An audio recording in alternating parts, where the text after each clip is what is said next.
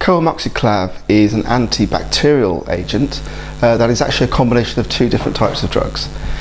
The first component in co-amoxiclav is amoxicillin, which is an antibiotic, and this is used to treat common infections, such as infections of the ear, nose, throat and chest, but also can also be used to treat other parts of the body, including urinary tract infections.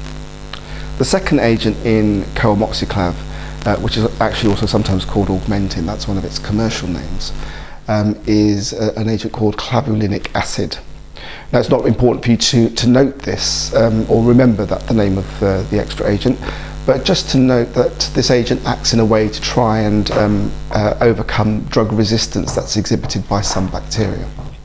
So in combination, these two agents in co-amoxiclav work to treat bacterial infections. Therefore, it's important to note that it is completely useless when being used for something that might be viral in nature, such as the common cold. And sometimes parents do request antibiotics when actually there's very little evidence of bacterial infection. So it's important to note that these agents would not be effective in those situations. Because co-amoxiclav contains amoxicillin, this is part of the penicillin group of antibiotics, and therefore if you're allergic to penicillin, you'll also be allergic to co-amoxiclav. The drug is usually given 3 times per day, and the dose is dependent upon the child's age or weight, and your GP or paediatrician will work out the correct dose for you or your child. Parents often want to know what to do if a child vomits after being given a dose.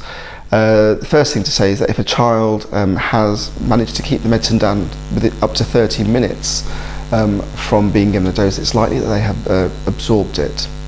If, however, a child vomits within 30 minutes of being given a dose, as a rule of thumb, you can assume that absorption or effective absorption hasn't taken place, and therefore you should repeat the dose.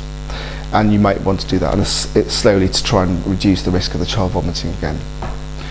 If more than 30 minutes have passed, however, you should assume that the full dose has been absorbed, and therefore you shouldn't repeat it.